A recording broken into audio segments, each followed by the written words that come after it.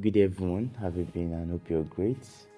The last time we discussed from Luke chapter 12, and we saw that it is only in Christ that we are saved, and we challenged ourselves that are we ready? Because we need to be in Christ, and we need to be preparing for His second coming. And it's not just about taking us to heaven alone, but also we need to be in Him so that we can be saved.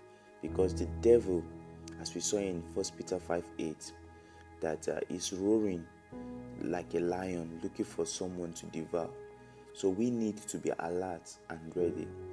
So we saw that Jesus encouraged that we must be ready at all time, for He will come when we least expected. But concerning the day and hour, Jesus says no one knows, not even the angels of heaven, nor even the Son, which is Himself, but Father only knows. We could find that in Matthew 24 verse 35. But one thing is certain, that Jesus will definitely come back. But the question is, will you be ready? Will I be ready at His arrival? So as the Lord commanded, it is only those who are faithful to the end.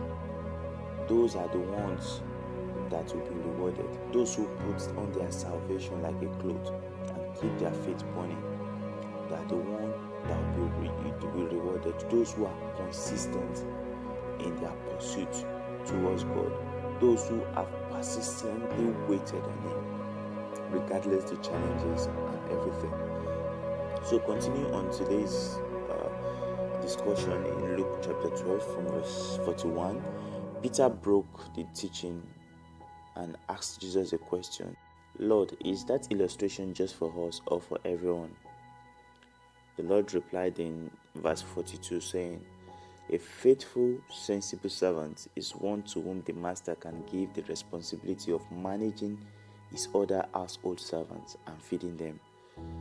Well, Peter might have been asking these questions because there were just 12 disciples, but there were other people there.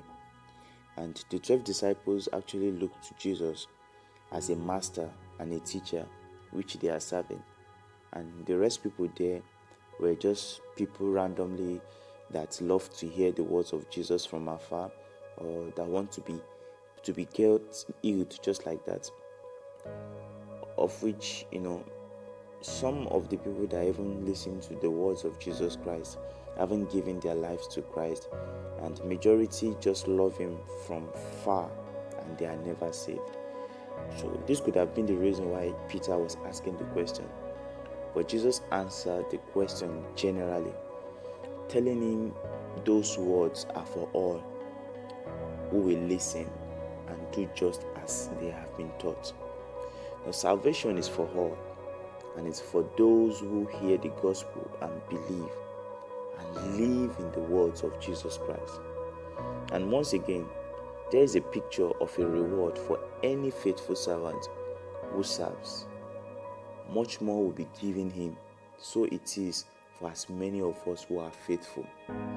So as we are hearing these words, are we planning to be faithful to the end, till the very day and hour Jesus will come? We will receive a much more greater gift. This perishing body of ours will be exchanged for a perfect and immortal body. We will behold Christ and be like Him just as He is, as 1 John 3:2 says. So all we need to do is just stay faithful as the Lord help us in this world. So I'm encouraging and challenging you today, and know that if you have not been saved, salvation is for you. Salvation is for all. It's for as many that will receive it. It's a thing of choice that God has given to us. God don't force salvation on anybody. So take a moment and think of these words you've heard, because there's going to be a day of reward for everybody. So God bless you and stay blessed.